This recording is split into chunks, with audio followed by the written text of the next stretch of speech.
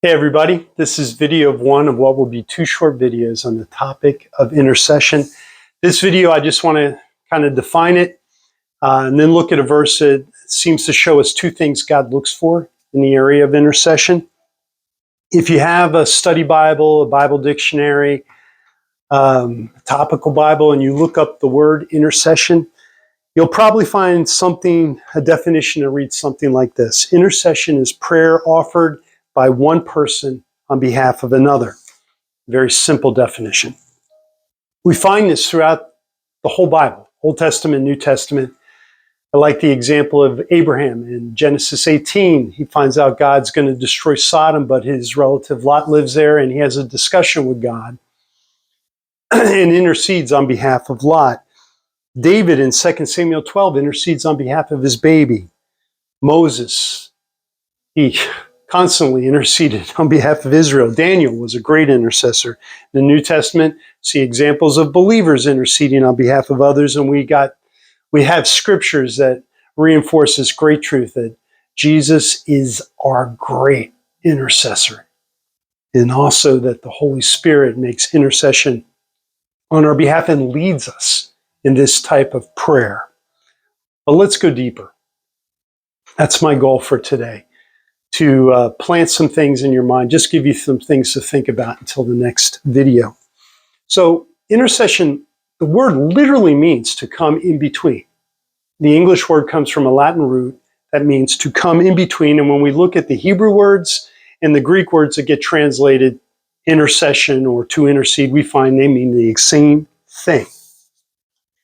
To come in between or to stand in the gap.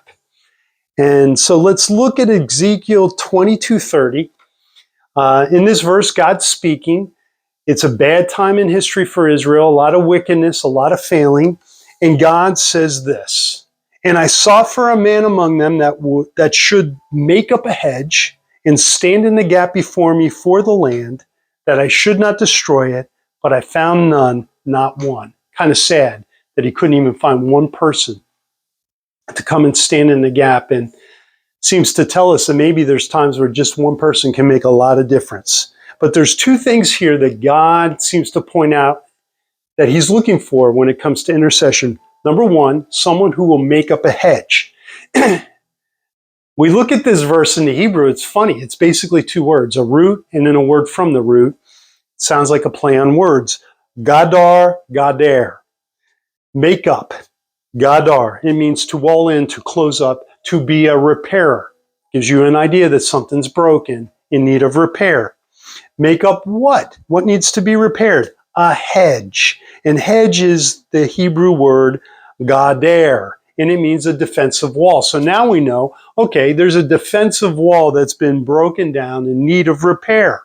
God's looking for someone willing to be a repairer. And number two, he's looking for someone to stand in the gap.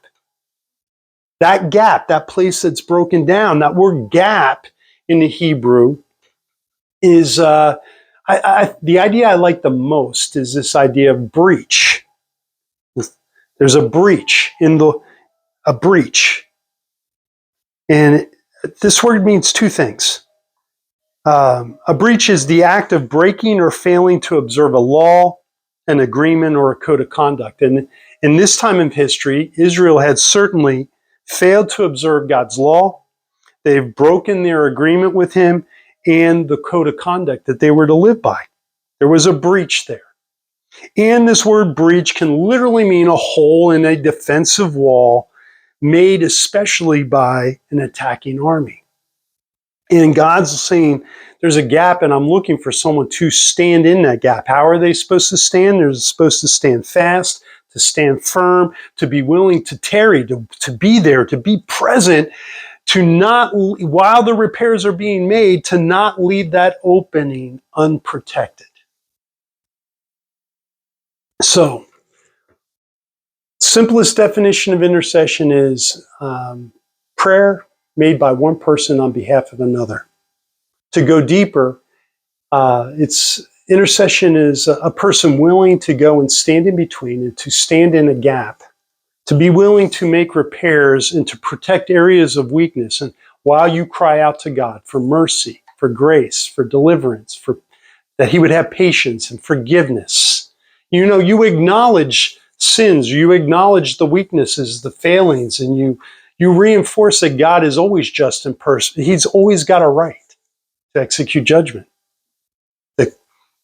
But you're making the appeal, you're willing to do that. And God's looking for that type of person to make intercession in those times where things are broken and failing.